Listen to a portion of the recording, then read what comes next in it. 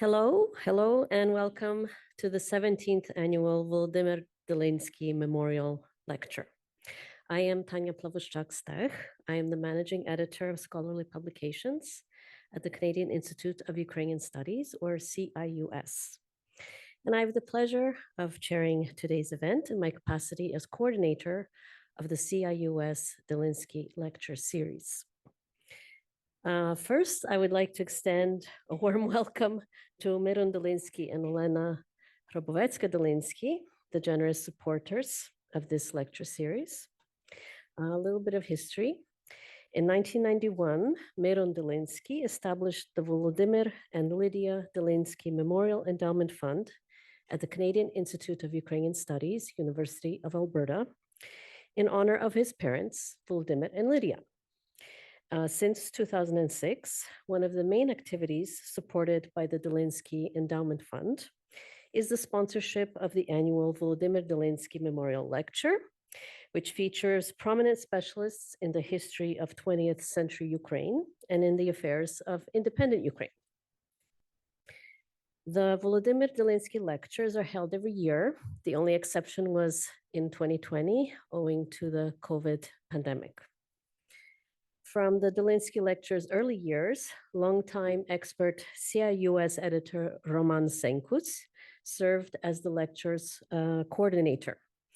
Roman recently retired after 47 years of dedicated service at the CIUS. And so the task of coordinating the Dylynsky lecture series has been passed to me, to my great delight. This year's Wolodymyr Dylynsky Memorial Lecture, the 17th in the series, is particularly interesting and significant. This is on account of the prominent feature speaker who will address you today, and owing to the crucially important and highly relevant, but still understudied topic that is the subject of our lecture. Professor Rory Finnin, of the University of Cambridge in the United Kingdom, will deliver a lecture titled Decisive Terrain, the question of Crimea and its cultures in Russia's war against Ukraine.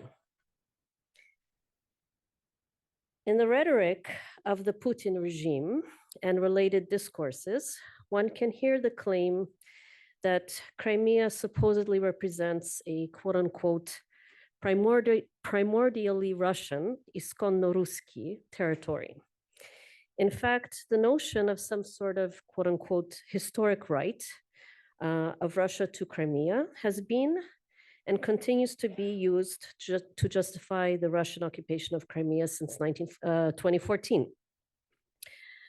But when one studies the complex history of this fascinating and unique region, one can identify such propagandistic claims as false narratives. Crimea, during its dynamic history, has been home to various peoples: Greeks, Armenians, the Rus, that is, the ancestors of today's Ukrainians, Jews, Krimchaks, Karaites, and others, and notably to the Crimean Tatars, who became the principal population and culture of Crimea. The Russians made a dominant appearance in the region only late, when Crimea was annexed by the Russian Empire in the late 18th century. And the legacy of Russian rule in Crimea was not, and has not been, a positive one for Crimea's indigenous peoples.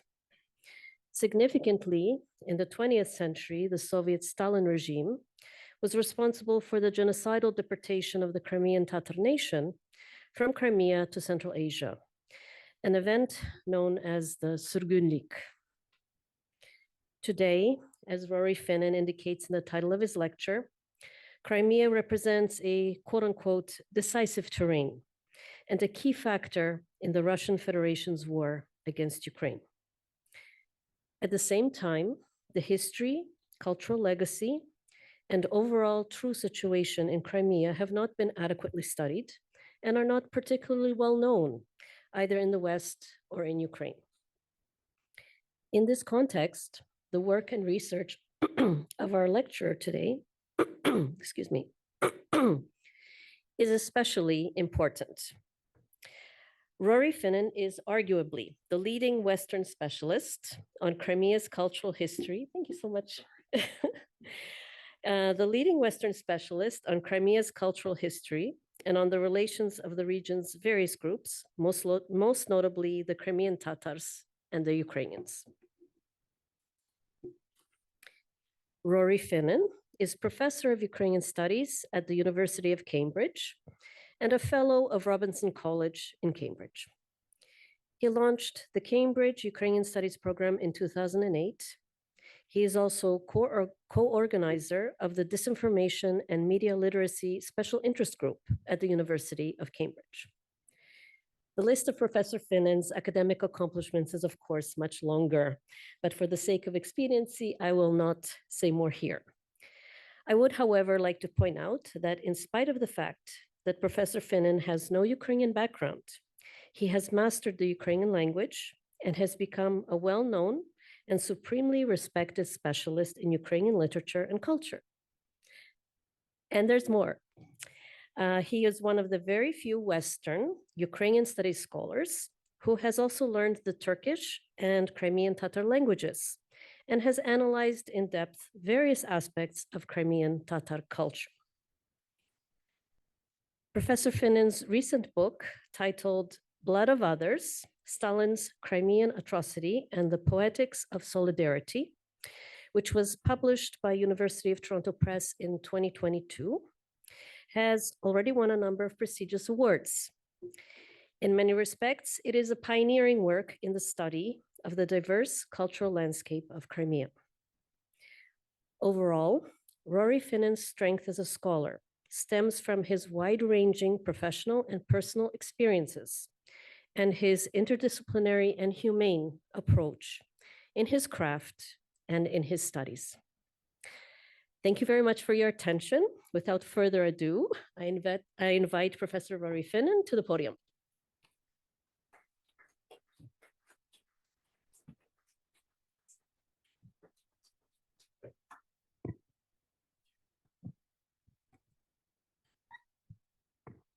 Good evening, everyone.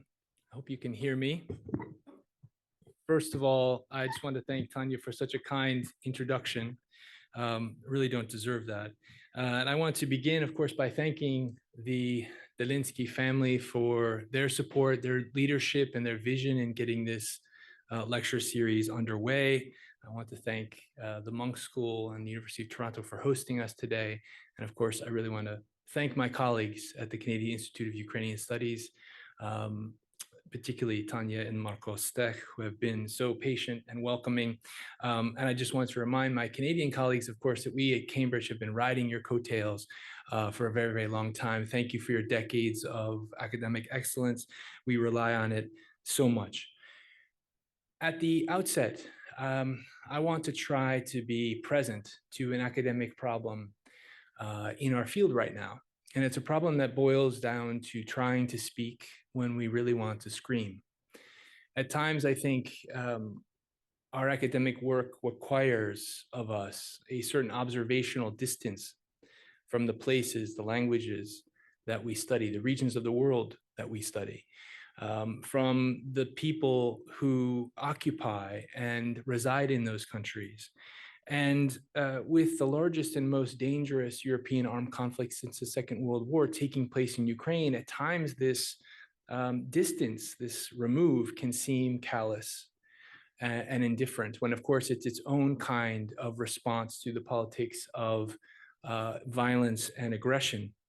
So at the outset, I just want to mark something that I know we all feel, and that is connection and solidarity with the people of Ukraine as they continue to resist heinous Russian aggression, the aftermath of which we'll be contending with for the rest of our lives.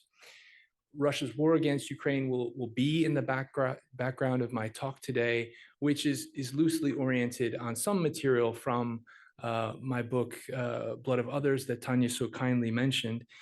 It might be concisely described as a kind of comparative study of the afterlife of Russian and Soviet settler colonialism in Ukraine and specifically in Crimea, but it's also an exploration of the connection, the solidarity between Crimean Tatars and Ukrainians that seeks to overcome the legacy of this colonialism. And I think over the past decade, it's safe to say that in analytical political, journalistic discourse, there's been something of a collective amnesia about Crimea, particularly about the annexation of Crimea. This is something that Tanya mentioned in the introduction. This is despite the critical interventions of journalists and writers like Natalia Humaniuk, whose book Zahublený Ostrov, or The Lost Island, is a must-read. But nonetheless, we have many so-called experts in international relations that have said things about Crimea being surely lost for good to Ukraine, for instance. I'm citing here John Mearsheimer, who somehow keeps getting a platform, even though he's repeatedly wrong about so many things with respect to global politics. This collective amnesia, this Crimnesia, is foolish, and it's foolish for an analytical reason. It's foolish because Crimea is a crucible, a kind of vessel through which we can understand a number of things that pertain very acutely to the events going on today in Russia's war of aggression. That is the militarization of territory and the militarization of consciousness itself. And it's also foolish for a practical reason. The leader of the Crimean Tatar people, Mustafa Dzhemilev, and then leader after him, President Wolodymyr Dylynsky, have put it very clearly that Russia's war of aggression began in Crimea and that Russia's war of aggression will end in Crimea. It's a very impactful, moving sentence, but it's of course important for us to ask why. And Tanya mentioned the issue of Crimea as quote unquote the decisive terrain of this war. This is a concept that's been advanced by General Ben Hodges, the former commander of US Army forces in Europe. And what he has in mind from a military perspective is that if Ukrainian forces are able to even partially break this land bridge between the Donetsk and Luhansk oblasts and Crimea, and at the same time break the hold of Putin's vanity bridge from Taman Peninsula in the Russian Federation to Kerch in Crimea, then they can starve Russian logistics and begin to expel Russian troops from Ukrainian occupied territory. This idea has led, in fact, to the characterization of Ukraine's counteroffensive ambitions as a tale of two bridges. Meanwhile, though, from a historical perspective, Crimea is the decisive terrain because, of course, it marks the ground zero of Russian military aggression against Ukraine. In February 2014, Russia, of course, began its military operation with the military seizure of Crimea. And then in February 2022, it escalated through a full-scale invasion launched in part from Crimea, tearing into the Kherson Oblast, seizing in particular the control of the North Crimean Canal for the precious water supply to Crimea, which is always a major issue we should have been keeping our eye on. But from a deeper historical perspective, Crimea is the decisive terrain because if the past teaches us anything, it's that Crimea, when occupied by Russia, experiences great decline. When Crimea is separated from the Ukrainian mainland over centuries, it experiences decline. A Russian-occupied Crimea will never be resource secure without a connection, without a tethering to mainland Ukraine, and Ukraine will never be peaceful and never be stable with a Russian-occupied Crimea. This is the paradox that we face, and this is what makes, obviously, Crimea the decisive terrain from a military perspective. And what I'd like to talk to you about today is how it is decisive terrain from a cultural perspective as well. So what do I mean? I want to go back in time a bit to a period before Russia's invasion of Georgia in 2008, in fact, to a roundtable taking place in Kyiv about the cultural dynamics of Crimea. And this roundtable featured two prominent speakers, one of whom likely needs no introduction, that is Serhiy Zhadan, born in 1974, who's one of the most fascinating phenomena in contemporary Ukrainian culture, a poet, prose stylist, rock performer from Eastern Ukraine who really defies easy categorization. The other figure may be somewhat unfamiliar. His name is Igor Sid. He is a Russian poet from Zhankoy in Crimea. Sid is actually a contraction of Sidorenko, so you can see a certain obfuscation of Ukrainian roots in the contraction. Zhadan actually described Sid as a man of the 19th century for whom there's not much of a difference between poetics and, say, botany. So a rather eccentric artistic figure who's been at the helm of a group called the Crimean Club, Krymsky Klub, which has sought to depoliticize Crimea and recast it as a kind of world cultural training ground. And so they've had numerous performances, installations, exhibitions in Crimea, Moscow, even as far afield as Madagascar, all of which manifested what Sid calls a certain insanity of discussion. It asked every participant to always accept this statement that Crimea was the center of the world. There's a catch, by the way, to all of this, that in the work of the Crimean Club, which involved, for instance, Sid translating the works of Zhadan, translating the works of, for instance, Ukrainian writers like Yuri Andrukhovich, there was always a very studious absence of Crimean Tatar voices, literary voices in their activities. There was relatively little emphasis on this culture of Crimea's largest indigenous people. So Crimean Tatar writers really featured nowhere in their programs over many, many years of activity. But back to this roundtable. At one point, this exchange between Zhadan and Sid hits a wall because Sid asks Zhadan to name Ukrainian writers who have focused on, meditated on Crimea in some way. And Zhadan, in responding, can't name anyone. He explains it's not a straightforward task. And this is what he says. Quote, Ukrainian writers, like the majority of the population of Ukraine, still consider Crimea not a part of Ukraine, but as a kind of tourist zone from which one comes and goes.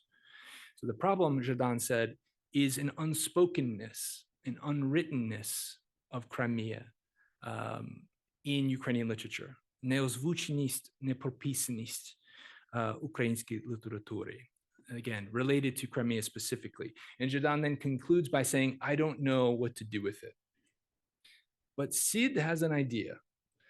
He says to Zhadan that, quote, one of the central reasons why Crimea is often perceived as something alien in the Ukrainian imaginary is its connection, or the connection rather, of Crimea with Russian history and Russian culture over 2 centuries. So respect to Sid at least for saying 2 centuries, because as we know, Kremlin rhetoric speaks of millennia of this relationship. But then Sid does something interesting. He counsels Zhadan and Ukrainian writers to generate more literary texts about Crimea. Quote, writers build better bridges than politicians, he said. So this is sage advice, but it also reveals something very important, a conceptualization of literary works as means of possession of territory. So Sid implies that the more you write about a place, the more you possess it. So 2 centuries of Russian poetry and prose about Crimea, he suggests, had the benefit of making it understandable to Russian readers as uniquely theirs. Okay, so this roundtable exchange is enlightening, but it also, I think, betrays what we might call a reverse hallucination. So if hallucination is seeing something that is not there, reverse hallucination is not seeing what is there. It's a kind of a willful blindness, a failure to acknowledge, to notice, to register. And we can see a number of different kinds of reverse hallucinations here. One of them, of course, is a steady tradition in Ukrainian literature of Ukrainian language writing about Crimea. I feature so many of these different figures in the book, from Lesya Ukrainka and Mikhailo Kotyubinsky, to in the 20th century figures like Mykola Rudenko, Ivan Sokulsky from Dnipro, Roman Ivanichuk, and many others. So that's one failure to acknowledge a sustained attention in Ukrainian literature to Crimea. But there's also another factor, and that is the question of Crimean Tatar language, literature, and culture within the bounds of the discussion of what Ukrainian culture is. And this is a question that Angel Krymsky addressed and to a degree settled back in 1930 with a very, very influential work that he edited and contributed to called Krymsky Studii. This is a work that has great resonance even now. It's a very helpful text for those of us reading about Crimean Tatar and multi-ethnic Crimea. But there's also another blindness, and this is where I want to spend a little time today. This is Ukrainian writing in Crimea itself. So poetry in prose by Ukrainians for whom Crimea was not a tourist zone, as Jordan put it, but home. So these poets, prose stylists, were, by their own admission, a minority within a minority, but they were active. They were very active. Just a couple of years before this roundtable in Kyiv, a Simferopol-based poet and translator named Danilo Kononenko published an anthology of Ukrainian language writing about Crimea, inspired by Crimea. It was 300 pages. It was published and subsidized by the Ukrainian state. It was circulated in thousands of copies. It's worth noting that the texts in the anthology are averse to formal experimentation. So they're not avant-gardist high literature. The Crimean Ukrainian writer, Valentin But, actually mentions that these writers in the anthology are not necessarily polished or entitled or accustomed to TV cameras. Письменники, може, не такі титуловані, не такі звикли до телекамер. But they nonetheless reflected a community that was very, very active in presenting ideas about Crimea in the Ukrainian language, and not only. This community has been overlooked. It's been counted out, as we see. It was overlooked by intellectual circles, cultural circles in Kyiv, and it was certainly overlooked, I think, in Western scholarship about Ukraine and Crimea. So this evening, what I want to do is explore some of this writing, to introduce it to you, and to do it in the Crimean Tatar and Ukrainian languages, because I think this is a vector of our own counteroffensive.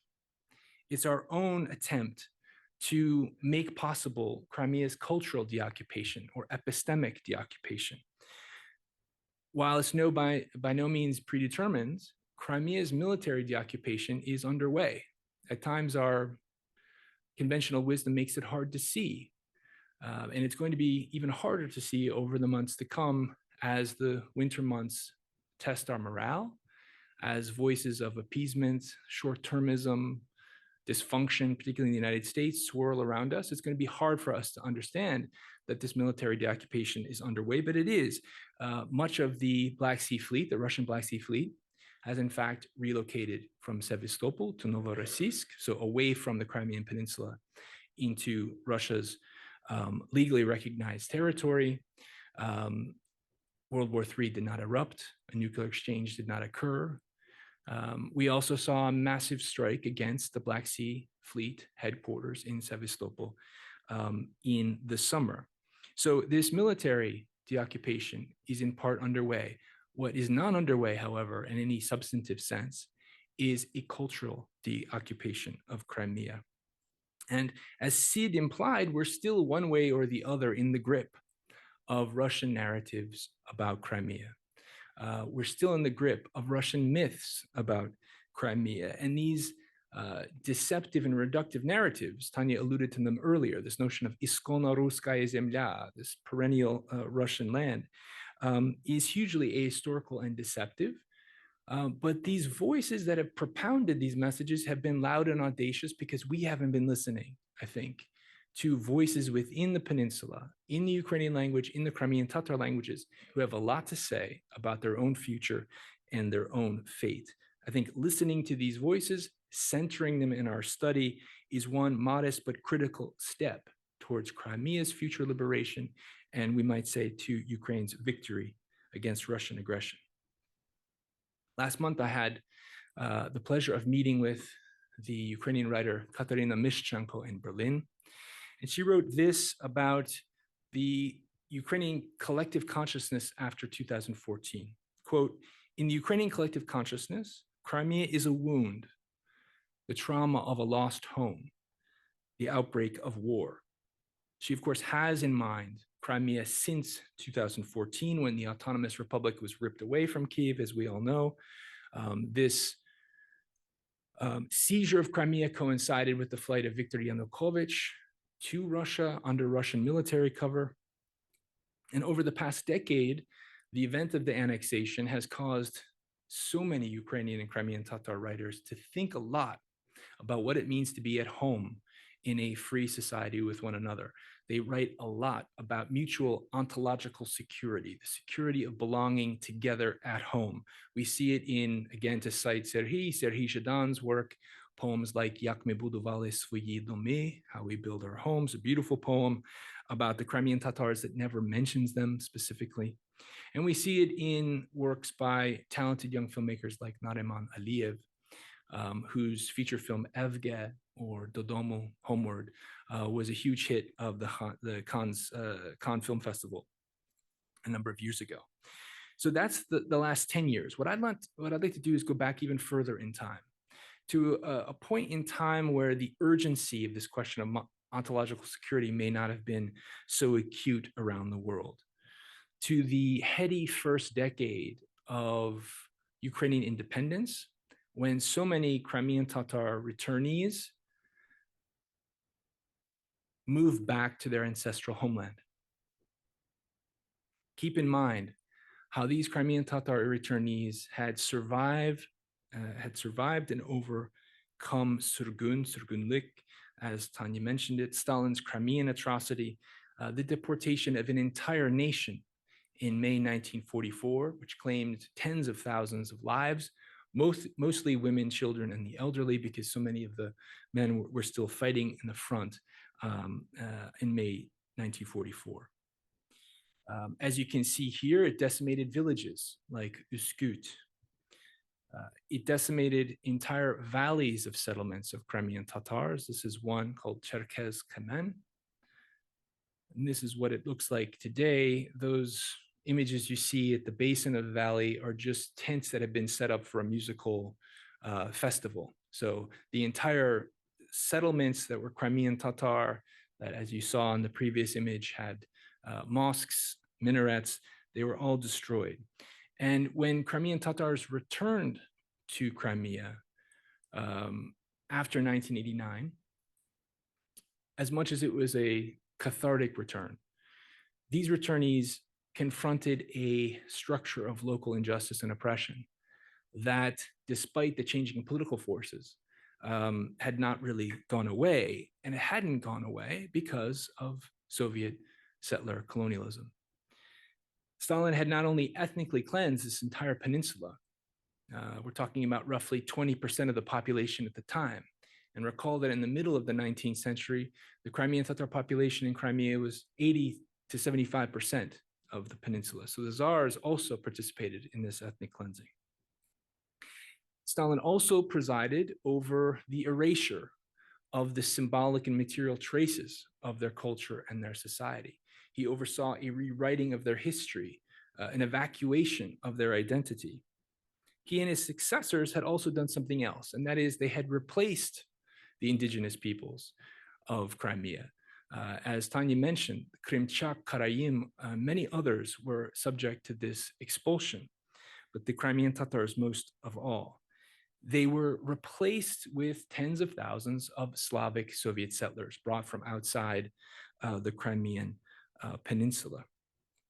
Soviet officials at the time, 1950 specifically, described this project of changing Crimea's demography as the task of, quote, making Crimea a new Crimea with its own Russian form, unquote. Сделать Крым новым Крымом со своим русским укладом. So they're very, very clear with the implication that the Russian form did not exist in the way that we often think in the West. Now, we've talked a great deal just today about decolonization, and I think since 1991, our scholarship largely avoided the term settler colonialism, because the field of Slavic studies largely avoided the term empire vis-a-vis the Soviet Union and today's Russian Federation. We should be under no illusions that today's Russian Federation is an expansionist land empire that is currently involved right now in recolonizing occupied and seized Ukrainian territory. and that we are now only finally using this term decolonization, I think speaks to a major intellectual failure. And I'm often envious of colleagues in the natural sciences who are used to failure and see failure as a means to future success. In the humanities and the social sciences, we're not accustomed to embracing failure, but that's the opportunity we have before us now. If one looks at scholarship about Crimea from 1991 to 2014, what we tend to see is analysis about three peoples in a triadic symmetrical relationship. So Ukrainians who are struggling with this role of being a titular nation after independence, Crimean Tatar returnees, who of course is struggling to survive, and then ethnic Russians that identify more with the collapsed imperium and its legal successor than with Kiev. But none of this, and none of these conceptualizations recognizes the hierarchies of authority and the nested colonialisms, the nested post-colonialisms that determine the fate and the direction of these interrelationships. These colonial hierarchies are at the work, at the center, really, at the heart of the work of this man, Crimean Tatar poet and novelist Shamil Alyadin, who in the first half of the 1990s was involved in writing a novel called Tugaybe, about the interrelationships between Ukrainians and Crimean Tatars on an equal level. So hierarchies were broken down, and this is a novel that focuses a great deal on the period of the Khmelnytskina, the period of Cossack Hetman Bogdan Khmelnytsky in the 17th century.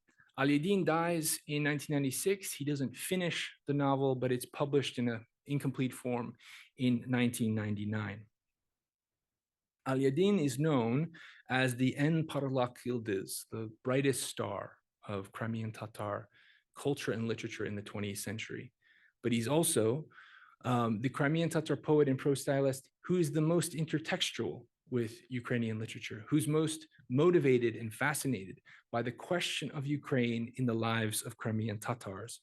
And this starts for him as a young man, when he is serving in the Red Army in Starokonstantinov. And in Starokonstantinov in 1934, this is in central Western Ukraine, Alyadin reflects upon the question of Ukraine and its past. Note the year, 1934. You can't help but read this poem against the backdrop of the horrors of Holodomor, which we've just recently commemorated. So I just want to read from the beginning of this poem. Ey büyük Ukraina, keçmişin anılsa suasın lakinde yüregin kederli. Panlarga kulukçun eskince tubinde yakan ve kulogan çok mujik evleri. O great Ukraine, if you mention your past, you are silent, yet your heart still grieves. In slavery to the Pani, that is to Polish landowners, and under the yoke, many peasant homes burned and turned to ash. 5 years later, in 1939, Alyadin receives a medal from a meeting of the Union of Writers in Moscow, and he receives the medal because he translated Taras Shevchenko's Zapovit of 1845, his famous Memento Mori, into the Crimean Tatar language as the poem Vasiyet. And at this meeting of the Union of Writers, he doesn't read it. Pavlo Ticina does. Ticina was fascinated with Crimean Tatar culture. He, in fact, traveled to Alushta on the southern coast, one of Mickiewicz's favorite places, and wrote to his future wife, Lydia Poparyuk, in 1926 with this, this sentiment that he has gone to a Crimean Tatar club, he's bought a few books, he doesn't understand anything, but he's reading all the same. And I think this is a wonderful message. Obviously, it's a message for students that sometimes you may not ever understand everything. You need to read anyway. You need to keep moving. You can't stand still. But let's go back to Alyadin, who in the Second World War commanded a Red Army platoon. He escaped death countless times. And so after the Nazis retreated from Crimea in 1944, he deserved a joyous homecoming, but what he encountered instead was a nightmare, because when he returned to his home, he found another family living in their place. To his horror, his daughter Dilara and wife Fatma had been, of course, caught up in the deportation operation, sent to some destination that was unknown to him in Central Asia. He had to go seek them out and find them. But there was an altercation at the door when Aliyadin discovered that his family had been deported. It was a Russian man at the door. And there was something of an altercation at the threshold. And Aliyadin remembers how this Russian man was, quote, amused when he learned that Aliyadin was a Crimean Tatar. This is how Aliyadin reflects upon the moment in his memoirs. Quote, he understood that in front of him was a man, albeit in the uniform of a Soviet soldier officer, who had no civil rights, whom no law would protect. Students who are studying theories of empire, studying post-colonial theory, you'll recognize so much of the insights of Frantz Fanon, Homi Bhabha, Albert Memmi, and others about the gaze, the power of the gaze in fixing hierarchies of power in the colonial relationship. And we can see beyond the gaze of this particular Russian man in Aliyadin's home, a specific hierarchy of authority that divided non-Russian ethnic groups from each other, and then also distinguished them from the ethnic group, the nation that was to preside over all of them. This is a hierarchy that wields influence, not only over political relationships, but over human knowledge and the right to representation. So when Aliyadin, as an older person after the independence of Ukraine, begins this novel, Tugaybe, what he does is he features Ukrainian and Crimean Tatar characters who discard hierarchies entirely in favor of fellowship and engage in a kind of spiritual linguistic intermingling with one another. This novel is fascinating because it shows us Aliyadin hitting full stride with his prose style. He loved writing novels that offered these vibrant, really vivid snapshots of Crimean Tatar society when it was in full control of the peninsula. And in this novel, naturally, he returns us to the 17th century. And in other novels, including one called Iblesnin Ziyafetene Davet, or The Devil's Invitation to the Feast, written in 1979 in the Crimean Tatar language, he does something similar with the 19th century. He follows a Crimean Tatar enlightener named Hüseyin Shamil Tokhtargazi, as Tokhtargazi walks through the peninsula from Bakhchisarai to Karavsu Bazar, and we see this really active, progressive, sophisticated Crimean Tatar culture in the novel at the twilight of the Russian Empire. We see Bogdan Khmelnytsky in Tugaybe turning to the Crimean Tatar Khan with a request in treaty for help and support. And what's fascinating about Aliyadin's depiction of Khmelnytsky is, of course, that he knows the Crimean Tatar language and uses it, but also that the Crimean Tatar Khan knows Ukrainian too. And that when they meet each other, there is this lack of a need for translation. In one really important moment, Khmelnytsky approaches the Khan and says the following: İzzet li ve şadet li esram garey han. Ukrayna halkı Polonya esereti altında inlemekte. Adamlar pek ezildi, aç, çıplak kaldılar. Dedi Tatar dilinde, sonra Ukraynaca geçti. Han gemeti, Getman'ı tercümesiz dinledi. So first Khmelnytsky explains to the Crimean Tatar Khan that the people of Ukraine are being oppressed by Poland, that they are crushed, hungry, and naked.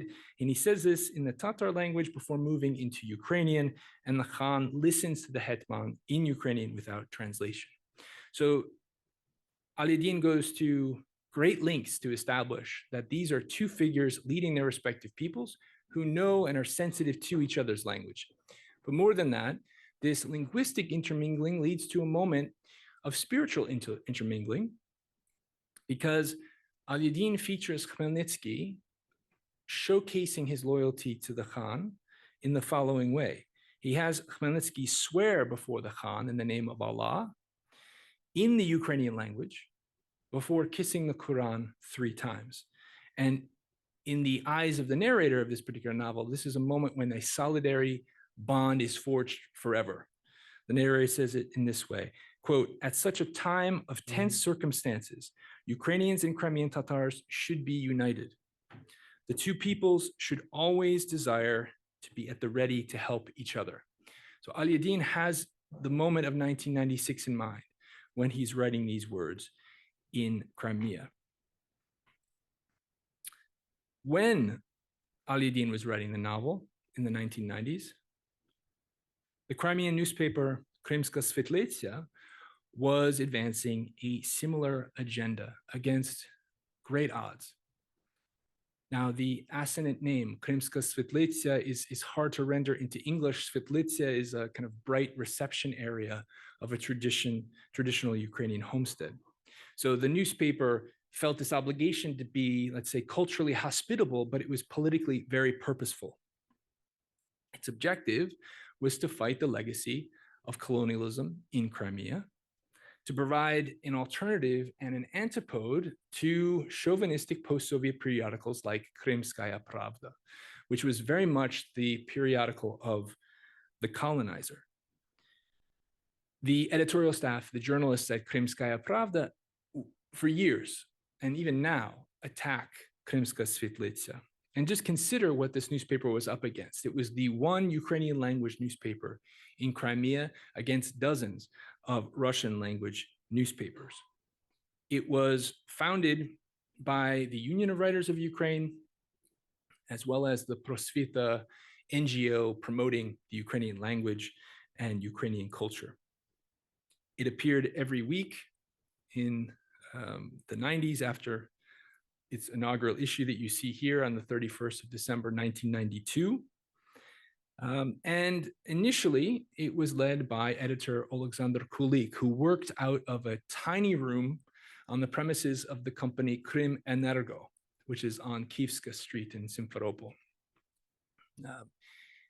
Kulik and his staff were under constant pressure from local authorities, of the Verkhovna Rada of Crimea, the Cabinet of Ministers of Crimea, some of whom actually mocked the fact that the leader of Crimenergo, the company, gave this room to the staff of Krymska Svetlytsia. And the way they mocked them was by saying that this provision of the room was a gift from Allah. And you'll often see these Islamophobic notes being applied to Ukrainian journalists, Ukrainian editors, and this muddling, this mingling of Ukrainian journalism, Ukrainian academy in Crimea with Crimean Tatar aspirations. Also in the 1990s, don't forget that the one figure who spoke Ukrainian in the Crimean parliament was none other than Refat Chubarov, head of the Crimean Tatar Mejlis. And don't forget also the old adage that used to be delivered tongue-in-cheek, but is, I think, very genuine and powerful. Найбільшими українцями в Криму є кримські татари. The greatest Ukrainians in Crimea, the greatest Ukrainians in Crimea are Crimean Tatars. So issues like this one, the inaugural issue, was published in about 10,000 copies. It was sold in kiosks across Crimea, in Kiev and other Ukrainian cities, and it was even distributed abroad and had subscribers all over the world. And maybe there are some of you even here. If so, I'd love to hear from you. If we take a look at this instructive front page, I want to highlight 2 notes, because these 2 notes speak to 2 different objectives on the part of the newspaper. The first is this desire to exorcise the cultural or cognitive colonialism among ethnic Ukrainians in Crimea. This is a colonialism that invites Ukrainians to think that their literature and language are inferior, secondary. This problem of vtorinist in Ukrainian culture. The second objective is to cultivate close cultural and social relationships between Ukrainians and Crimean Tatars. This is not a one-off objective. This is something that every week, in some way or another, Krymska Svetlytsia promoted in its work. And as you can see here, the front page, below the fold, features a really striking poem by Danilo Kononenko, I mentioned earlier to you. So the Simferopol-based poet and translator, someone who was born in Cherkasy, in Cherkasshchina, but settled in Crimea as an adult, and then adopted Crimea as his home. You can see Kononenko here with Ivan Drach in 1978. I don't have time to focus on them here, but Kononenko is the author of a series of poems that feature the Crimean Tatar historical experience as a prism through which to understand the Ukrainian one. And this work in poetry involved him fashioning these lyrical personae who would walk across the Crimean steppe, encountering Crimean Tatars who were forced to live in what he called timchasivki, these temporary accommodations, these shanties, because local authorities would not grant them housing rights. Many of these Crimean Tatar families had to walk around their ancestral homelands and watch other people live in the spaces and buildings that their ancestors constructed. And this work on Kononenko's part led the Crimean Tatar writer Ablaziz Valiev to not only call Kononenko a bridge between the Crimean Tatar and Ukrainian peoples, but also a member of the Crimean Tatar people themselves. In this poem,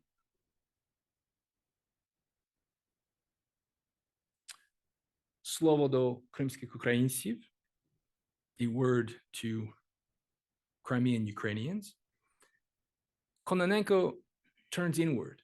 This is not about the Crimean Tatars per se. It's about Ukrainians, numbering about 1 million people at the time, who are fashioning themselves in Crimea as a diaspora, not as a titular nation, who see themselves not at home.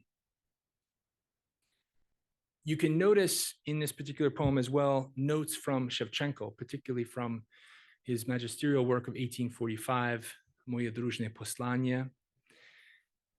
This focus on Ukrainian cultural authenticity, this call to Ukrainians to realize who they are, to not be ashamed of who they are, to be open to connections with other people.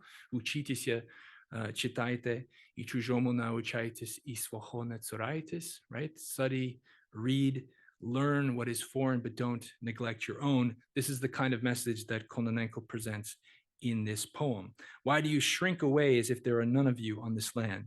Чом прикнишкли собі, небі вас і нема в цім краю.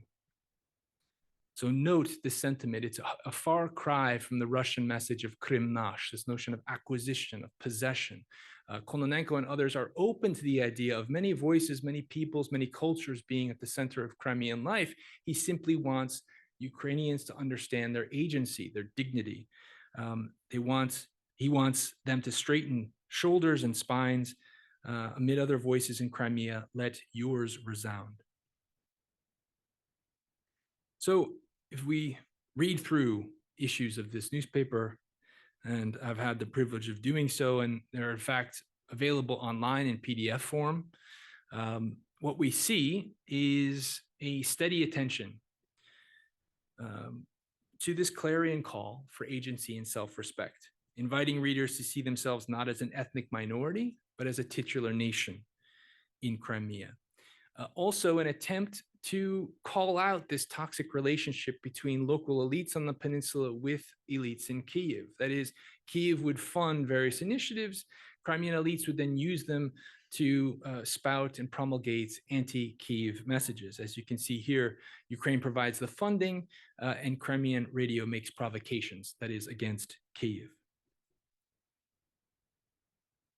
You also see a great deal of attention to external politics, foreign policy, a lot of considered analyses of threats to Ukraine's sovereignty, both internally and externally, as you can see in this piece, which is in the run-up to the formulation of the Budapest Memorandum, which saw, of course, Ukraine give up the third largest nuclear arsenal in the world for security guarantees that have turned out to be quite empty, we might say.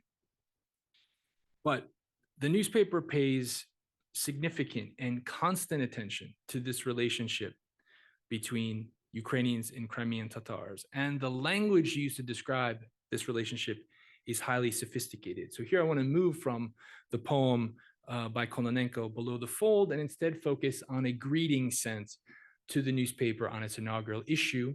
Among those greeting the editors of the paper are Oles Honchar, for instance, who is a great advocate of this newspaper.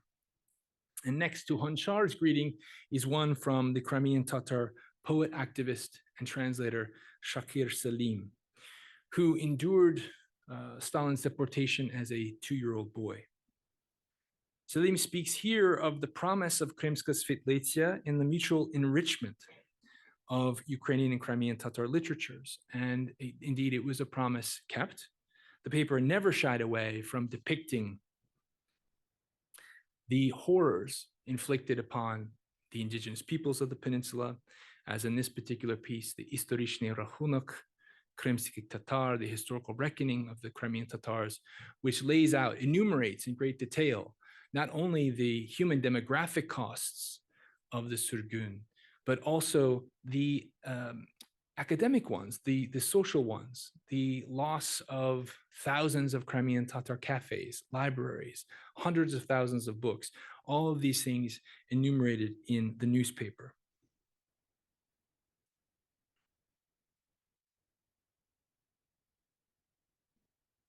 Most consistently, Kulik and his team regularly published historical analyses that tried to break the hold of these Russian narratives. They focused on the practicals of Ukrainian Crimean Tatar cooperation. And above all, they challenged this Russian chauvinist discourse and Islamophobic discourse in pages of competitor periodicals like Krymskaya Pravda. Krymskaya Pravda is awash in horrific Islamophobic screeds against the Crimean Tatars. Krymska Svetletsia was an oasis of a more sophisticated, more open, more warm perspective. And literature, as you can see here, is central to this effort. So on the third page, this literature-obsessed third page of the weekly, we see countless Crimean Tatar poems translated into Ukrainian. Hundreds of them have been published in Ukrainian translation in this newspaper. And in fact, Danilo Kononenko was responsible for so many translations in something like 250 issues of the newspaper. The newspaper often turned to Crimean Tatar editors and journalists as well, as you can see here. This is a message delivered by Ayder Osman, who is editor of the periodical Yildiz, or Star. The editor of Dostluk, Friendship, also contributed a number of translated poems from Crimean Tatar into Ukrainian. But you can see here this focus on mutual cultural self-help, as it were, between the Ukrainian and Crimean Tatars and peoples as a means of survival. Quote, challenging times have come again for the Crimean Tatars, and in this complicated situation, they feel the support of the Ukrainian people. Noble Ukraine, she lent her strong hand of friendship to help the Crimean Tatars at the very moment when they had started to lose hope. This is a historical commitment. The word that is used here is rukostiskanya, handshake. History has known many examples of cooperation between our peoples, but this commitment today is unique and eternal. We believe that difficult days will pass, but that the hand offered to us at a challenging moment will never be forgotten. And you can see the works presented in this particular issue, and I can bring forward hundreds of other examples here, are listing the luminaries of contemporary Crimean Tatar poetry. I mentioned Shakir Salim earlier, Yunus Kandim, who was a very predominant Crimean Tatar poet and translator who worked with Mykola Miroshnichenko on huge volumes of bilingual Ukrainian and Crimean Tatar poetry, Nuzet Umerov, Riza Khalid, and others. So this is the tone and tenor of the exchange in this periodical over many years. It's constant, and it alternates between Crimean Tatars translated into Ukrainian and Ukrainians like Orest Korsavetsky, writing poems about Crimean Tatars. And you can see here, just in this one page, the focus on Mustafa, Riza, Mehmet Avohata, for instance, Mehmet's home, and then Chokrak, a lake in Crimea. These are poems that don't appropriate Crimean Tatar culture. They're not instrumentalizing it. They're meditating on what the Crimean Tatar historical experience means for them and what Ukrainians can therefore learn from that experience. Korsavetsky, as a young poet, was recommended by Maxim Rylsky to the journal Dnipro. And you can see in this particular poem, Chokrak, this likening of the Crimean Tatar return to Crimea to a victory of truth and justice over lie and illusion. Миражі розпливаються, і йдуть татари, ідуть. Вертаються, вертаються. Така хай буде путь. You can see how the last couplet there is meant as something that's to be shouted across the Crimean steppes, perhaps on the mountaintops on the southern coast, that this notion of returning is a good thing, and may their journey not be burdensome. Such Ukrainian poetic expressions of solidarity with the Crimean Tatars are reciprocated in Krimska Svitlitya over and over and over again. A striking example is a poem called Ikrarlik, or Declaration, written by Samad Shukur. And you can see it translated here by Kononenko on the pages of Krimska Svitlitya. I want to read from some of it in the Crimean Tatar language. Ukraina, Kardashim soyum, Sasin dogmushim, Eger manaras kelgen dushman sana apazsiz danin tilsa, Meni çagir, Meni sagim, Senin serbest sulman için men ulmge de azarim. Ukraine, my brother, my kin, I am your family. If facing me, the enemy suddenly sets upon you, call on me. I am by your side. For your freedom, I am prepared to die. These are works that are not cherry-picked out of this newspaper. These are works that are available to us in quite literally thousands of examples. And what these works are doing is something extraordinary, because we all know the currents of cultural memory that have promoted mutual antagonism between Ukrainians and Crimean Tatars. We all know how Russian historiography promoted a great deal of this division through a logic of divide et impera, divide and rule. In currents of Ukrainian memory, we still have stories of Crimean Tatars raiding Ukrainian homes for slaves, right? We all know the Cossack Dome that promote these ideas. In currents of Crimean Tatar memory, meanwhile, there are stories of Ukrainians who were involved in the dispossession and destruction of the Zaporizhian Sich, for instance. And these have left lasting scars. But works like these from literature have sought to overcome these mutual antagonistic narratives. And as you can see in Crimea itself, they were succeeding. The modern Ukrainian Crimean Tatar alliance has succeeded in overcoming a lot of these stories. They're not ignored anymore, but this excavation in literature is hugely important for us to put together a practical past of solidarity that Crimean Tatars and Ukrainians can rely on. These literary works by Alyadin, by the editors and journalists and writers of Krimska Svitlitya, were pivotal in making all of this possible. We can't take this solidarity for granted. The fact that Mustafa Dzhemilev was just declared by Wolodymyr Dylynsky a hero of Ukraine on his birthday. Reading these works, I think centering them in our study can prepare us for a future in which Crimea is indeed liberated. And I think they remind us that this cultural deoccupation can happen right here and right now. Thank you very much.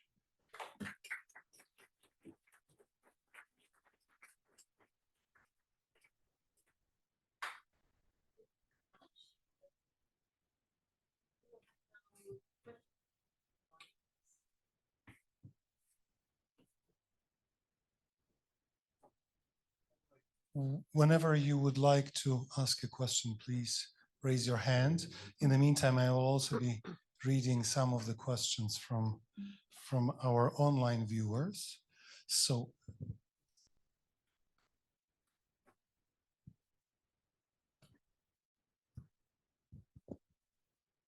To begin with, allow me to commend you on your insight. Not that I know very much about this particular topic, but what I take away in terms of the puissance, as the French would say, of the power of culture and the integrity of antecedents. And as you were speaking so eloquently in multi-languages, I was thinking of Tony Judd's last book, Ill Fares the Land. That was running through me. And then to a lesser degree, Fanon. But the point I'm going to suggest is what you are saying, and others I suspect like you would think that if I were going to invade another territory, I would want my people, my subordinates, to speak to me truth to power. And if I heard what you were saying, I would think at least twice about doing what was done last year or in February. That is my prime takeaway. And all I'm going to request or suggest or ask is what motivated you to say what you are saying? What is your driver? Because you are not Ukrainian, as I'm not. I'm a McMurtry Scottish, but nonetheless, your insights are profound. And I use the takeaway in terms of post-colonialism in the area that I do know a little bit about from my travails. And I thank you very much. Thank you for the question. Thank you so much for the question. Thank you for listening so attentively. I'm a big fan of Tony Judd's work, and he was a Cambridge scholar at King's College. So thank you for mentioning him. As for what motivates me, I don't think it's any different from the wonderful people in this room who have fashioned academic careers. I'm seeing Professor Magochi, Professor Sisson, so many who have, I think, led the way in promoting a practice and approach and methodology that involves looking closely at sources and drawing conclusions from them. I'm also very aware of what some have called the conspiracy of optimism. And I'm very realistic about, as these Ukrainian writers were specifically, of the fact that these are people who are a minority within a minority on the Crimean Peninsula, particularly in the 1990s. But when you spend time with just this newspaper, for instance, and you see how considered and how consistent this process of mutual historical projection, that is this image of Crimean Tatars being reflected in some way in the image of the Ukrainian and vice versa, it is astounding. I've never seen anything like it. And I think for me, the driver is simply wanting to share this with others. I think this is the nature of academic discovery, this compulsion to showcase what you've seen. And I do think there's something to be said for learning languages, Ukrainian and Crimean Tatar in particular. And I think once we do that, you can easily break these Russian narratives that rely on a great deal of deception and subterfuge. And what we see, as I mentioned, when you look at the Russian inheritance in Crimea, is a history of ethnic cleansing. And the one thing that I think in the 1990s, even Ukrainians in 1992 understood that Crimea would flourish in a democratic Ukraine. And the one way it could truly flourish is to harness the energies of this civic national identity and to learn from each other, particularly learn from those who have been historically subaltern and oppressed. So that's what I suppose drives me. I don't think it's anything unique, but I really appreciate your contribution. And it sounds like your travels have brought you many interesting places. So hope to talk to you about that.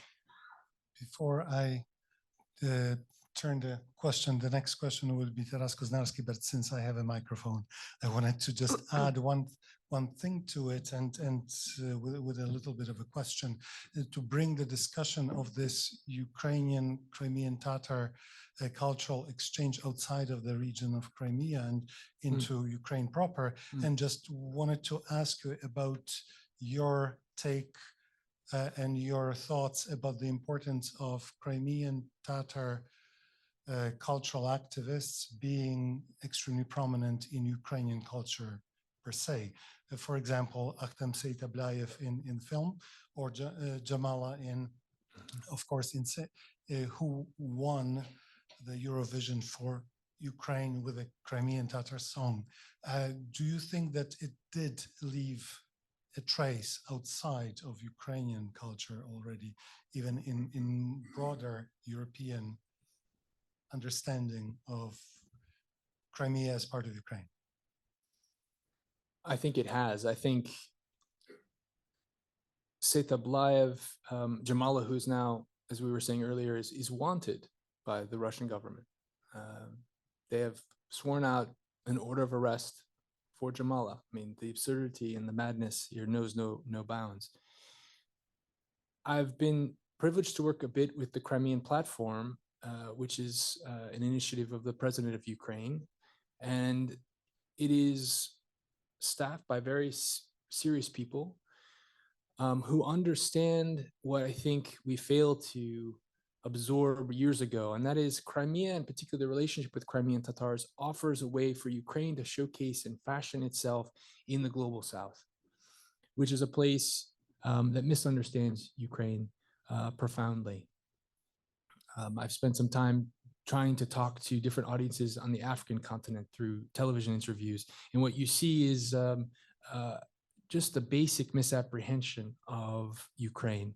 And so Crimean Tatar writers, in particular artists like Setablayev with his beautiful film Khaytarma, which is based on the life of Ahmet Khan Sultan, the hero of the Soviet Union, two-time hero of the Soviet Union, daredevil pilot, whose family and, like so many relatives, were deported in 1944. That is a film that has reached many audiences in the Islamic world, particularly in Turkey. The question of Turkey in this war is a really fascinating one, but I think it's important for us to keep an eye on the activity of the Crimean Tatar diaspora in Turkey. It's massive, 4 to 5 million people. It's also very organized, well-funded. And so their capacity to leverage a Ukrainian message to Recep Tayyip Erdogan and the Turkish government is very important. So I would say in Turkey, it's had a massive role, although its deliverables right now don't seem very evident. And then in the Muslim world, I think it is offered an opportunity for Ukraine to talk about itself as a diverse, vibrant place, but with a certain sense of itself, with a state language that is placed in privilege.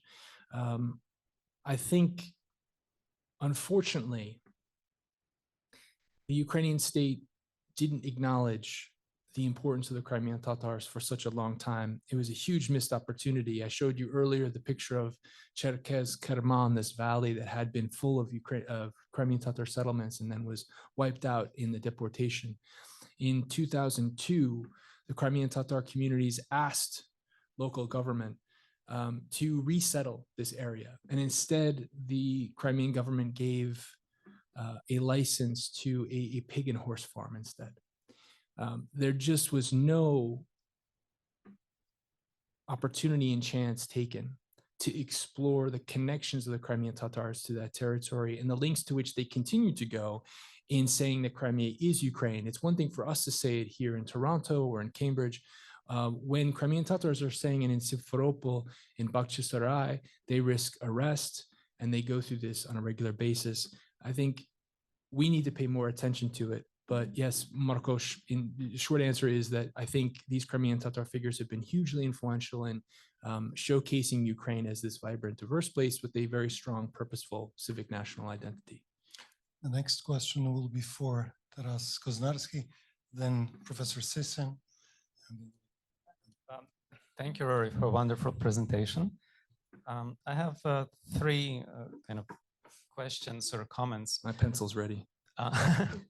Well, one comment is it's amazing that the contemporary Crimean Tatar novel is on Bogdan Khmelnytsky, which is such a pivot in all kinds of triangular or rectangular relationship between all kinds of geopolitical forces from 17th century onwards. And it does fit the myth making, which I don't treat negatively. It's productive in many ways. So it was very interesting to hear about that work. Perhaps you could also comment on the film Mamai, which treats it's not part of your presentation, but it's an interesting work, also myth-making work, cinematic work that repositions this fairly hostile relationship between the Ukrainians, the Cossacks, and the Crimeans. Now, on to questions. If you follow and you obviously do as an advocate of Crimean culture, the post-2014 developments in Crimean culture community, which is displaced community, and it's very difficult to maintain culture, especially language, in displacement where assimilation creeps almost naturally. Are there any developments in Crimean creative communities to record their experiences, whether it's through fiction, through life writing, through just collecting testimonies? Because we have very interesting examples like Styashkin and Rafeenko, who lived through displacement from Donbas area and transformed it into remarkable cultural texts, artifacts. So perhaps there are some tendencies in this direction among Crimean communities who are now in Ukraine or even abroad, obviously. So that's one question, whether you see something there. And the other question is, of course, Russian handling and Russian cultural information war against Ukraine, which in the last 2 years includes a very direct top-bottom Rothenberg, educational establishments eradicating, eliminating mentionings of Ukraine or even of Kiev up to the absurdity. And often points like Isakievsky Sabor is dangerous because there is Kiev embedded in the word, all kinds of ridiculous things. But very often Crimea is used as a sort of replacement for Ukraine and sort of trumpeting Crimea as Russian.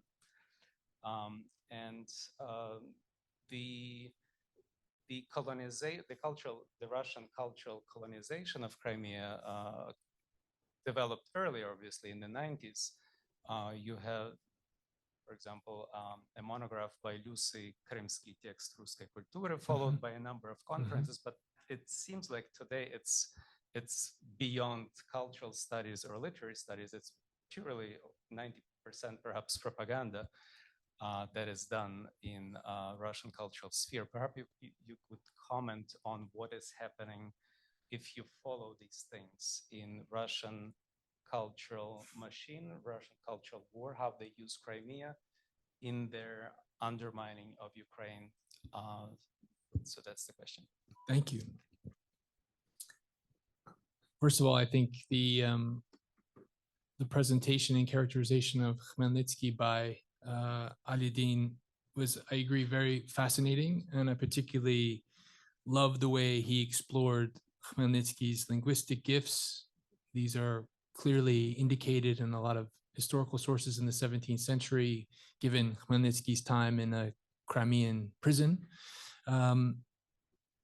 I don't think it's a good message to tell students if they want to learn a language, go place yourself in jail somewhere, but it seemed to work for Khmelnytsky in the 17th century. Oleh Sanin's Mamai, so Sanin is a prominent Ukrainian filmmaker. He's recently released this film, Oleksa Dovbush, which has been something of a blockbuster. Is a fascinating film. It begins, as you say, Taras, with this antagonism between Cossacks who are imprisoned by Crimean Tatars. They escape. The younger brother loses connection with the older two brothers and falls in love with the Crimean Tatar woman. And it's worth noting here how Sanin is bringing together these different Ukrainian and Crimean Tatar folklores into one narrative space. So this is not a film based on Ukrainian folklore about Crimea or exclusively Crimean Tatar folklore about Crimea. It's about both. And it makes it for sometimes difficult viewing because you're not quite sure what's happening in this rather complicated narrative. It's visually stunning because it's shot in this poetic style with due gestures and genuflections to Serhiy Parajanov, Alexander Dovzhenko, Yuri Ilenko, and others. But the important thing here is that the relationship between the young Cossack and the Crimean Tatar woman also exists linguistically in a really fascinating way. They have an argument, and one is speaking Ukrainian, the other is speaking Crimean Tatar, but we don't hear their dialogue. Instead, all we hear is Ukrainian folk music when the Cossack speaks, and then Crimean Tatar folk music when the young Crimean Tatar speaks. And there's something beautiful about this mingling of different languages through music that is consonant with the kinds of things that a lot of these poets are doing in the 1990s and then in the first decades of the 21st century as well. Your question about Crimean Tatar writers after 2014 is an excellent one. There isn't yet, to my knowledge anyway, and I'd love to be corrected here, a novel that is like Stashkina's or Rafienko's that focuses a great deal and at length about their expulsion and displacement from Crimea, often now a displacement that's been double or triple for many people who have had to leave after 2014 and now since 2022. There is, however, a great deal of short story writing and poetry about these experiences, and they're compiled in a phenomenal anthology series called Krymski Injir, Crimean Fig. And this is a festival of Ukrainian and Crimean Tatar literatures and translation, published and led by a phenomenal figure who's deputy director of the Ukrainian Institute, Ali Maliev. So there is a lot of really exciting writing taking place now in the Crimean Tatar language, publishing in Ukrainian as well, but at the moment it's in a shorter form or it's in poetry. That said, there is an attempt to translate figures like Alyadin into Ukrainian. And there, his work in novels or his memoirs, I think are really interesting material. The other thing is, of course, there's a new Nationalny Korpus, Krymsko-Tatarskoye Mowy, a new kind of systemic repository of the Crimean Tatar language that's being produced in Ukraine right now. And it's really worth appreciating the challenge of doing such a thing in wartime and the investment and focus on the part of committed activists with state backing. It's just astounding. As far as Russian cultural treatment of Crimea, Crimea has always had this unique perspective. It was a device for the promotion of Russian imperialist ideas. Not only was it a place that saw this ethnic cleansing and then discursive cleansing, this erasure of Crimean Tatar traces, that settler colonialism allowed Crimea to exist as this empty space that could be filled with Russian and Soviet ideas. And so it was a showcase of imperial power. Obviously, the Crimean Tatars and Ukrainians are a threat to this promotion of imperial power. And that's why they're constantly targeted, the arrests, backdoor deportations. In the cultural sphere, figures like Igor Sid, for instance, those that were like Lucy writing interesting conceptual theoretical work about Crimean literature, they have largely gone silent. There isn't that frenetic activity any longer. There is a great deal of restriction on the breadth of, I think, literary expression. If anything, there is a turn back to certain works like Aksionov's Ostrov Krym, the island of Crimea, which is this fantastical work that imagines a Crimea that hadn't experienced the annexation. But there's not much new that's driving, let's say, a new conceptualization of Crimea. And again, there's just a consistent attempt to showcase something like a Druzhba Narodov in Crimea. That is, if one reads Russian rhetoric about Crimea today, it's a place where Ukrainian is spoken, Crimean Tatar is spoken. Of course, it's nothing of the sort. And so it's become its own kind of Potemkin village in which Kremlin power is projected as a screen for deception. I will then ask Professor Finnin here, and afterwards, I will read some of the questions from our online viewers. Yeah, there are so many questions I would have, so I will limit myself. The first is the relation between the two peoples within Crimea. Am I incorrect in assuming that the majority of the Ukrainian-speaking population are settlers in the northern part of Crimea who still speak Ukrainian, other than and these people in the south are largely intelligentsia or urban people, but that in practice the two peoples don't abut closely on each other? Today, Frank? Or in 1990 when this Right, starts, right? right. When you looked at where there were people who still Right. spoke Ukrainian, Right. closely attached to Ukraine, whatever. So that, are we really dealing then with this Krymska Svidlitsa of an intelligentsia group tied to KU, trying to make new contacts? But does that really resonate beyond? How far does that resonate? So that would be one question. Do we have any real sociological or polling and discussions of attitudes within Crimea or within Ukraine, and can we see the change of it? Okay, so that would be that question. And the second one, I mean, of course, Tuhaibe, my falcon would be the topic that would turn to. But if you follow a Ukrainian national narrative, which returns to Ukraine, in the 1990s, there is a lot of pro-Tatar material. Hetman Petro Doroshenko comes back. You're able to see all kinds of possible alliances with the Crimean Tatars. But does that mean it affects largely an intelligentsia or people who are under that? I mean, in many ways, it might be argued that there is no more pro-Tatar place of Ukraine than Western Ukraine. Right. And we now see this later. So how much is this Ukrainian national narrative that does it? And then I'm just curious. I mean, we can talk about the Duma having an impact, but is it Duma really that are having an impact on attitudes towards Tatars, as opposed to what the press, both Soviet, post-Soviet, does? I mean, can you speculate on, where attitudes are formed among the Ukrainian population? That's enough question.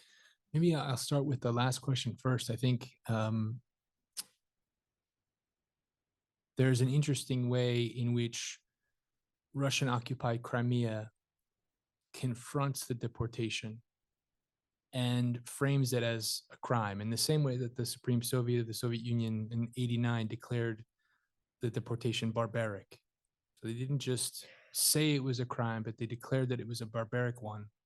Interestingly, today, in, let's say, works about the Crimean Tatars published by Aksionov's government, if we can call it that, there is a focus on the injustice of the accusations of treason and collaboration with Nazi occupiers. So in many respects, there's strangely an attempt to ingratiate Russian authorities or Russian occupiers to the Crimean Tatars by talking about the deportation, but only on their terms, in the way that the Soviet Union did after 1989.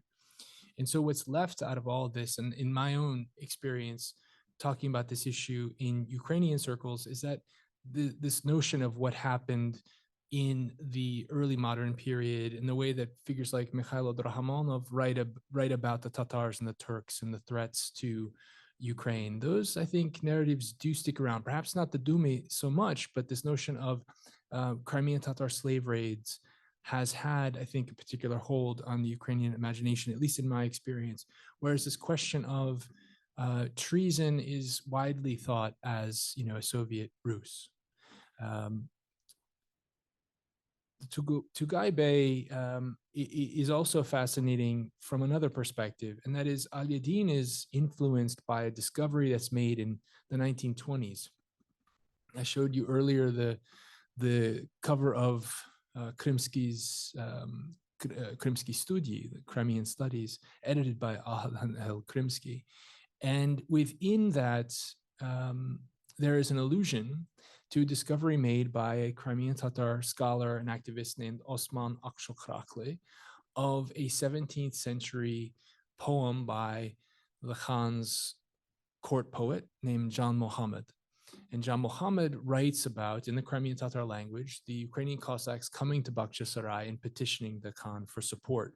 So there's an interesting way in which this text is used in the 1920s by Ukrainian scholars as well as Crimean Tatar scholars as a riposte to this Russian historical narrative that Crimean Tatars and Ukrainians were constantly enemies with one another, that they had this mutual antagonistic relationship over centuries.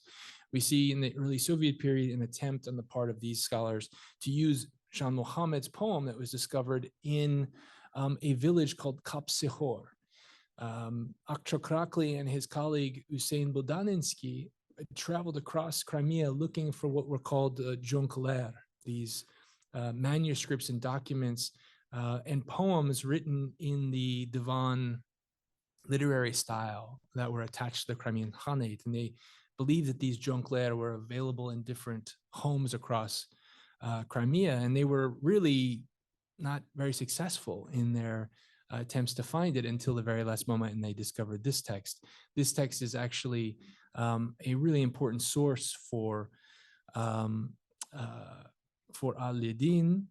The question of, let's say, Ukrainian support for Crimean Tatars and the question of Western Ukraine, it's a very important one. I would also say there's a great deal of support that comes from Dnipro, comes even from Donetsk, from people like Mykola Rudenko, who grows up in the Donetsk Oblast and is influenced by Petro Hirhorenko, the great cultural activist general who is an advocate not only for Ukrainian human rights, but for Crimean Tatar human rights too. And Hirhorenko is very influential in informing Rudenko about the injustices suffered by the Crimean Tatars. And so there's an interesting connection there too, from those that come from Eastern Ukraine to the question of what's happening to Crimean Tatars. And I would agree, there's plenty you can see across Ukraine as well, particularly in Halichina and Volyn. As far as polling of attitudes, I'm imagining you're referencing post 2014. Is that right?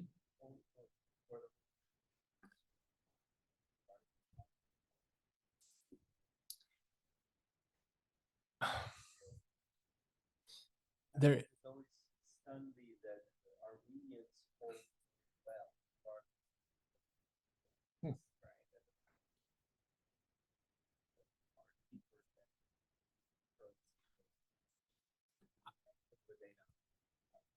There isn't. It's a really interesting question because I don't think there's a lot in terms of sociological polling that you see from Razumkov or Kucherev, for instance, over the decades in Crimea that addresses this question of Ukrainian-Crimean Tatar relations.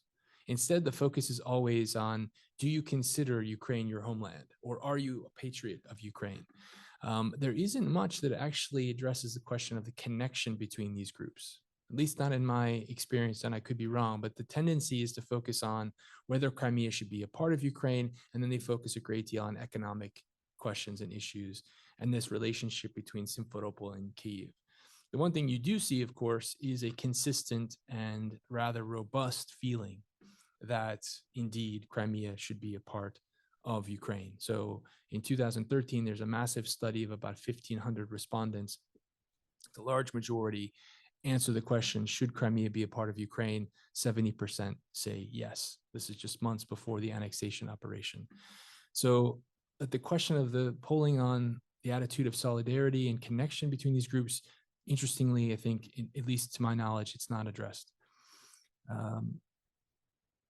Your question about where ethnic Ukrainians are is a fascinating one because, of course, Kononenko and many others are struggling with those that may identify as Ukrainian, may say that they have Ukrainian parenting, or parents rather, but they identify more as, particularly in the 1990s, post-Soviet or Russian.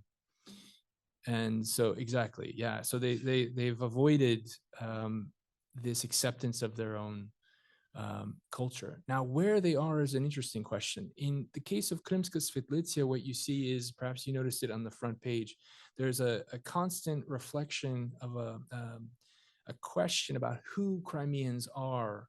And there is a series of photographs on the front page of every issue, Nashi Zemlyaki, our compatriots. And they feature Crimeans, Ukrainians, Crimean Tatars from all across the peninsula, many from the north, up towards Perekop, for instance, and many to the south as well. They seem to focus a great deal on this visualization of who our compatriots are on a variety of places across the peninsula. So interestingly, I think there is something of an intersection between those that are living up in the steppeland in the peninsula and those who are closer to the south. There isn't, at least in the 90s, so much of a clear demarcation of the work of, let's say, intellectuals in the paper. It is very much about mundane issues often of local politics that address where a lot of people are. Jankoy, for instance, Bakhchisarai, and further afield. So I suppose there might be a divergence somewhere, but my feeling is that the newspaper is active in trying to overcome it, and they do it interestingly through this visualization of who people are and where they come from. So I hope that answers at least some of your questions, Frank. Thank you. I will now give voice to our online viewers. I will actually read two questions because they are very they basically ask the same thing. And one of our viewers, Alina Dochru, asks, how should the Crimean Tatar literature be revitalized in conditions of war, and how it can be decolonized so that Western scholars know about voices of the Crimean, about Crimea Tatar voices? And then Peter Remish asks, what are the conditions that would allow and even encourage Crimean culture to flourish? Of course, they are difficult questions for you to respond, but. Thanks to Alina and Peter for the questions. I alluded to the work of Ali Maliev and cultural activists like him. There are many others to name. We are privileged to have Anastasia Ringis here, who knows many of these figures in Crimea. They are extremely active, and I would say what we're seeing is a consistent approach to publishing works in Crimean Tatar and Ukrainian, and also understanding the challenge of this process, because the Crimean Tatar language is endangered. Ukrainians, of course, understand this oppression, linguistic oppression, and I think are sensitive to ways in which they can promote the Crimean Tatar language. The Krymsky Injir project is one way of doing that. The other one is actual functioning brick and mortar institutions that can help this work succeed. And one of these places is called Krymsky Dim in Kyiv. That is a place that had been directed by Akhtem Setablayev, for instance, the filmmaker who's now been fighting on the front in the war. And I think these kinds of sustainable projects that have funding, that offer institutions legs to stand on, are very important. When we have those kinds of well-financed institutions, we can produce works like Krymsky Injir. I feel like we just need to keep up in this direction and understand, first of all, how this connection and this relationship can change the way the world sees Ukraine. I think we all have confronted the failure to understand Ukraine among various colleagues in the West, who often divided the country into pro-Russian, pro-EU halves, a Ukrainian-speaking half, a Russian-speaking half, which completely, of course, misunderstands the country. And this relationship is remarkable if we think about it just for a moment, that a small Sunni Muslim nation is driving this national identity in the largest country on the European continent. It's an amazing story to tell a lot of people around the world about global Islam, about a pacifist movement, by the way, of a Muslim people that have studiously avoided provocations from the Russian side that they encounter every day, never respond with violence, and how this project and this movement is a part of the Ukrainian story. That's a very powerful message, and I don't think we have actually seized the moment and channeled our energies and efforts into spreading and promoting that message further. And so just to Alina and Peter, I would say, more of this is needed, but we can help as well. And I think our awareness, our study is a part of the picture. And so I'd encourage all of them to partake in that. No, you have to speak to the microphone. Thank you very much for introducing us to amazing Crimean Tatar poets today. As a literary scholar, I really appreciate it. And I wonder, so you mentioned by Shamil Aladin his Vasiyet of 1939 and then Togay Bey of 1996. So I wonder, what was his life and work in between over those 60 years? Yeah. I also wonder, so if there was a genocide of intelligentsia of Crimean Tatars, similar to how it was in Ukrainian culture in the 1930s. So this figure, Aladin, is interesting because he survived purges. I'm not sure how young he was at that moment and when his career started, but it's really interesting how he survived if there were purges of elites, Crimean Tatar elites at the time. And yes, if you have any information on what he produced over the 60 years between Vasiyet and Togay Bey. Thank you. It's Olga, right? Yes. Yes. Thank you for your question. There are many works in between, and I'm sorry if by highlighting them, I made the impression that there wasn't much.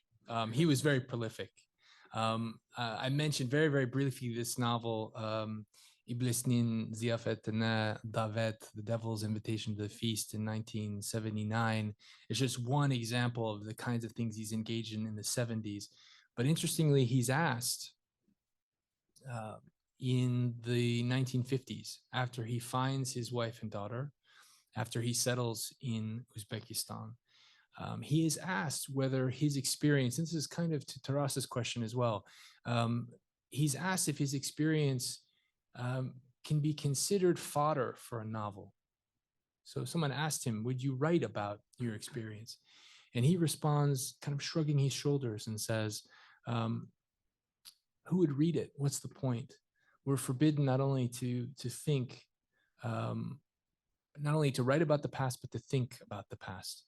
And so there's a journey in which he doesn't even use his own experience as a basis, a foundation for artistic expression, but he's very active in writing. Now, what saves him is his experience in the Red Army in the 1930s. I mentioned to you how he's in Staro-Konstantiniv in 1934, after the horrors of the Holodomor had subsided. In many respects, his service in the Red Army allows him to escape the purges. The purges are, of course, catastrophic with the Crimean Tatar intelligentsia. The figure I mentioned earlier, the man Osman Akshokhrakli, who discovers this 17th century poem by Jean Mohammed, he is eventually arrested for so-called pan-Turkist activity. Part of it is the fact that he took this poem on the road in different scholarly and academic circles. So he lectured on the discovery of this poem in Kharkiv, Kiev, Moscow, and that was used against him, as if somehow the discovery of this poem was a source of pan-Turkist ideology, and he was accused of being a spy. He was killed alongside his partner, the man I mentioned earlier as well, who's involved in this exploration for Jonkler, these bodies of manuscripts in Crimea, Hussein Bodansky, who also was involved in works produced by the Soviet Ukrainian film studio, Vuvku. A film called Alim was a major hit in the 1920s, released by the Всеукраїнське фотокіно управління, Vuvku, the storied and very famous Soviet Ukrainian film studio. And Bodansky was the cultural advisor to this film, and he worked with Akshokhrakli in the scholarly work. He also was executed by the NKVD in Simferopol in 1937. So there is a decapitation of the Crimean Tatar intelligentsia.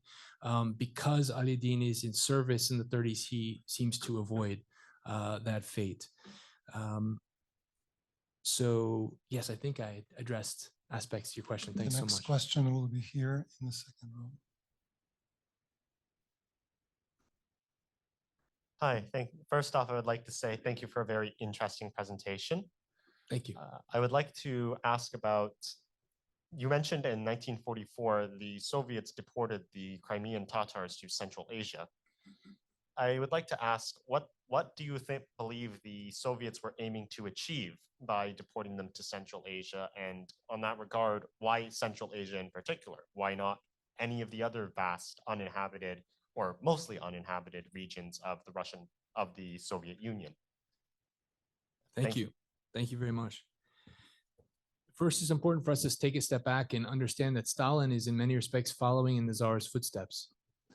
So in the middle of the 19th century, after the defeat of Russian forces in the Crimean War, the Tsar finds a scapegoat, and the scapegoat is, of course, the Crimean Tatar nation. He orders a очищение of the Crimean Tatar people. This is the term used, a cleansing of the Crimean Tatar people from the peninsula. Concomitantly, he orders a replacement of the Crimean Tatars by Russian and Slavic settlers from other oblasts of the Russian Empire. So effectively, what we see in 1944 is Stalin simply trying to finish the job. So it's really important that we put those two events together. This ethnic cleansing has been going on for a very long time, and Stalin was finishing what the Tsars started. Now, why Central Asia? That has a lot to do with the fact that other Turkic peoples, Kazakh, Uzbek, Tajik, were living in Central Asia, and obviously still do live in Central Asia.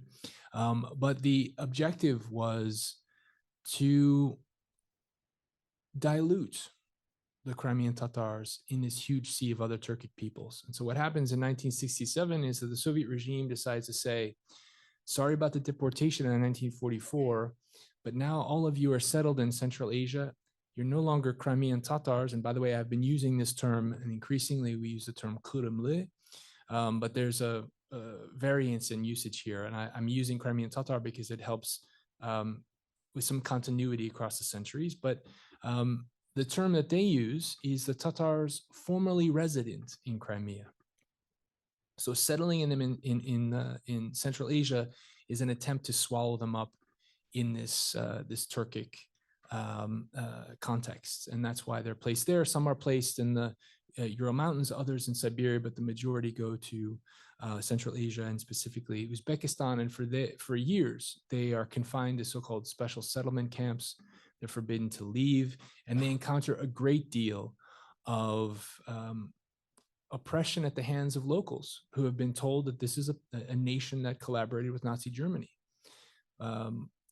This is a historical fiction. Certainly, some Crimean Tatars collaborated with Nazi forces. Ukrainians, Russians did as well. The number is roughly 10,000, it's believed, so a very small portion of the Crimean Tatar people. The vast majority fought in the Red Army. Many, like Ahmet Khan Sultan, were heroes of the Soviet Union, won many medals from the Soviet Union. So this notion that they had committed mass treason is ludicrous, particularly when we look at the history and activity of the partisan movement in Crimea during the Second World War. The Crimean Tatars were very active, as were Ukrainians. The purpose is the big question. Why were these people deported en masse to Central Asia? What did the regime seek to achieve? I mentioned to you the continuity with Tsarist ethnic cleansing. It's also believed that Stalin was paranoid about a potential war over control of the Straits of the Dardanelles and Bosporus, this future war with Turkey over control of the Black Sea. And today, in the context of Russia's horrific war of aggression, we can see how central the Black Sea is in the Russian strategic imaginary. And so this is a very persistent perennial question. And so when, for instance, we talk about the Ukrainian counteroffensive and we say, yeah, it didn't quite achieve its objectives, that's an understandable critique, but we're failing to look at what's been happening in the Black Sea. And that the Black Sea has become a place where Ukrainian vessels can actually export grain. And as I mentioned earlier, the Black Sea fleet being relocated from Sevastopol elsewhere to Novorossiysk is a major accomplishment of a state without a substantive navy at that. So control of the Black Sea, potential war over control of the Straits was on Stalin's mind. He preemptively removed Turkic and Muslim peoples that he feared might align themselves with Turkey. So yeah, a kind of preemptive paranoid decision coupled with this longstanding attempt to homogenize Crimea and then fashion it as this showcase of Soviet power that didn't have national minorities to speak of. We will have two more questions and then I will pass it on to Tanya to wrap it up. So Professor Victor Ostapchuk. Yeah, hello, Rory. Thank you very much for this presentation and for all you've been doing. I have a question about Crimean Tatar identity. You touched it when you spoke about Karimli. Well, it's been an identity that's been in flux, obviously, for over the centuries. For example, Julia Please argued that they didn't have a Tatar identity; they had a Mongol identity. For example, this is a different topic. There's a stigma of being a Tatar called a Tatar that goes back to Soviet times, and Halil Analgic very late in his life actually spoke out, who's a Crimean Tatar descent, and so a large portion of his life was devoted to the history of Crimean Tatars. He spoke out very strongly that, because Tatar was a Mongol tribe, there's nothing to do with Tatars, we're Crimeans. And I've encountered, actually, my precise question is, and there's also the problem of what they are called. They want to be Ukrainali, but for they insist the Ukrainians have a different name in Turkish, and they haven't just in Tatar in Turkish, whether it's Ukraine or Ukraine. There's there's been pushback for Ukrainian scholars to this. I don't want to go into that, but my question to you is, I've encountered this also certain Tatars like Tutko, Filiz Tutko Aydin, and I believe Hakan Karem. They are very insistent on being called Crimean Tatars, whereas there is this we're Crimean, we're Slavs, and we're Turks, Tatars, we're Goths. Our whole ethnogenesis is very complex. It's not just Turkic. How strong is this? How strong is this issue amongst Crimean? You have much more access and dealings with Tatars. How strong is this problem for them to be called Karimli or Karim Tatar? Victor, thank you so much. Thanks for all your work. I think this is a perennial struggle that the Crimean Tatars have had for a very, very long time. If one looks back to even the writings of Ismail Bey Gasparinsky, he himself didn't like the term Tatar.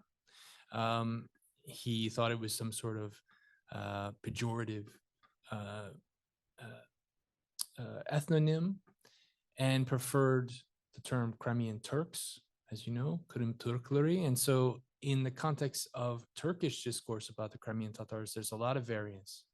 So the Crimean Tatars have had to use a number of different names to suit political objectives. So if you take the case of Mustafa Cemilev, he will use the term at times, at least in the past, Krim Turkleri, that is Crimean Turks, when he's in Turkey, because he's trying to establish a connection.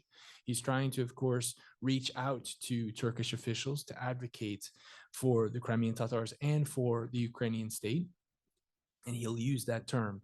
The biggest, let's say, NGO for the Crimean Tatar diaspora is called Krim Turkleri. It has that ethnonym in its profile. At the same time, you'll see others use the term Crimean Tatar, thinking a little bit about Gasparali's distaste for the term, but understanding how, like all nations, so much development took place in the 19th century and early 20th. So the Crimean Tatars are really no different from other nations in this respect. And the name sticks. And I don't think there's as much of an issue today. I think there's, if anything, an awareness that Karimli could be an interesting term to use, but it has its costs. And I asked one of my Crimean Tatar friends, a prominent scholar and activist, I said, which term do you prefer? And he looked at me and said, which term do you prefer? So I don't know if anyone's taking it too seriously, but they're exploring the option. And I think that's healthy for a group and a nation. But I do think using the term Crimean Tatar just, for me, helps create a story and a coherent narrative over centuries. Kırımlı also doesn't connect. There's also discussions, as you know, of the term Krimsi, so people of Crimeans, and that can mean Russians in Crimea, Ukrainians in Crimeans, Ukrainians in Crimea. So Kırımlı as a translation effectively of Krimsi is also problematic in that respect, because effectively you can use that as a way to denote a Russian in Crimea in the Crimean Tatar language. So it's a discussion that's taking place. It's healthy, it's robust. I don't think it's too extraordinary, and I don't think that there is a strident feeling one way or the other about it, at least in my experience. We have 5 minutes before we would start the reception. So perhaps one more question and we would wrap it up. Thank you very much for your presentation. I've been aware of this effort to reconcile Crimean Tatar history with Ukrainian history for many, many years. In 1978, I believe it was, I met Alan Fisher, who wrote the first modern history of the Crimea.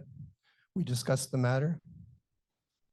A couple of years after that, I met General Grigorenko here in Toronto. George Lutsky introduced me to him. The matter again came up. And it's come up many times since then as well. With that in the background, I set out to write a book about Ukraine and the Middle East.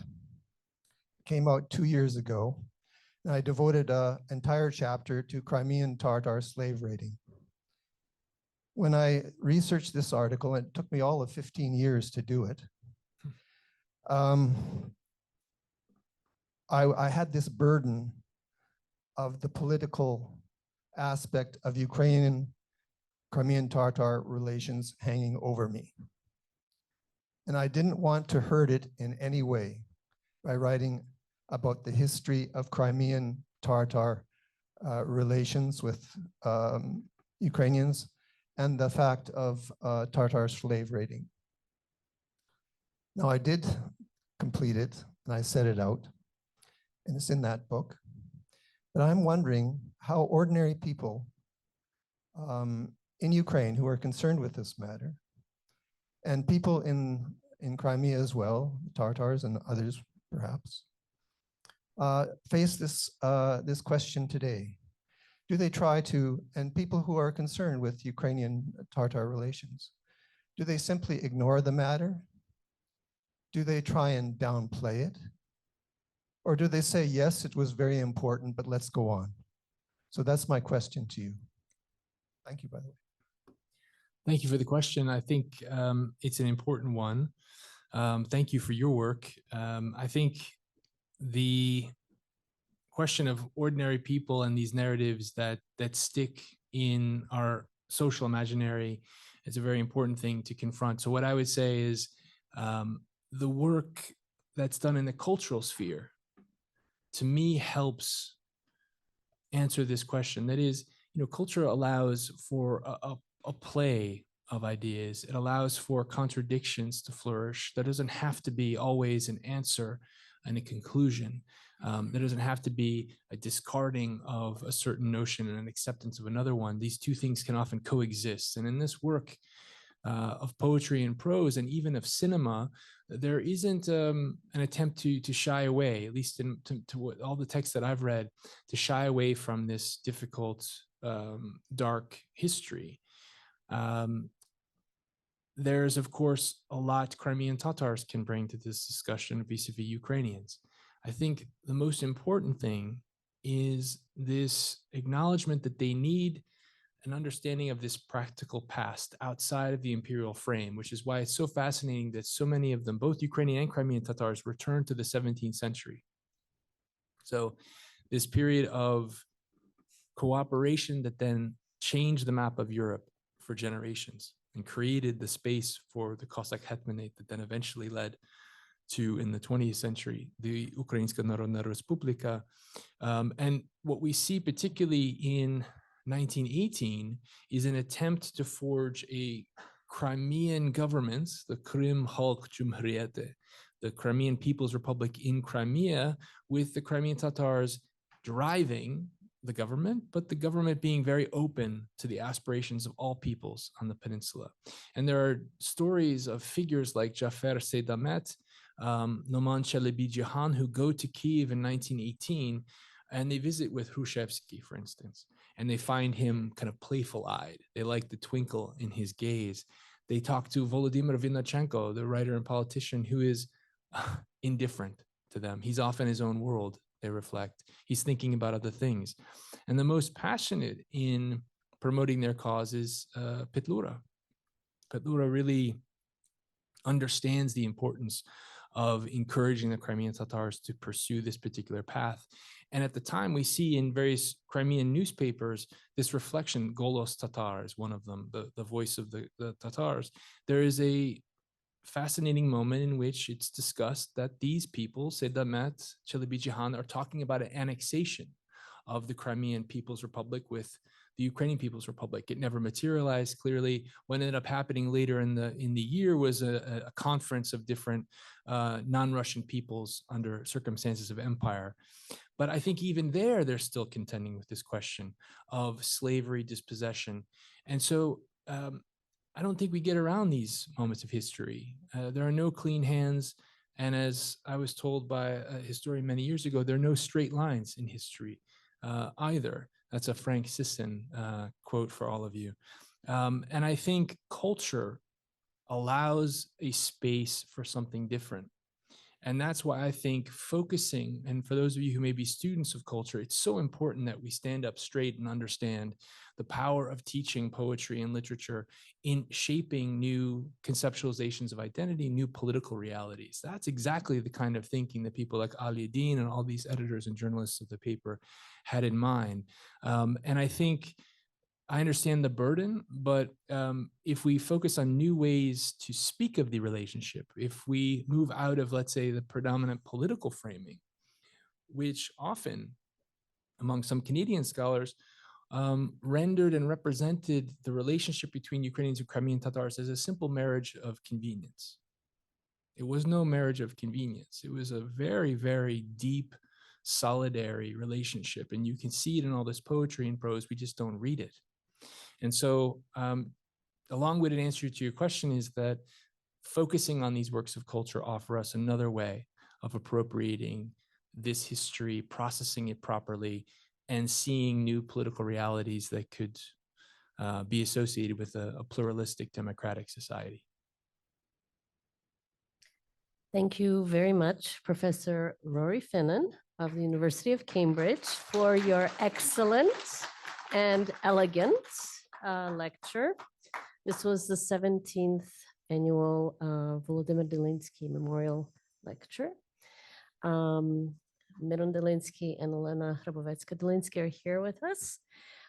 Thank you very much for the audience, for your rapt attention and for your insightful questions, both here and online. And I invite you to attend next year's lecture. And right now you have a wonderful reception waiting for you, and I hope you will enjoy it as well. Thank you. Thank you, Tanya.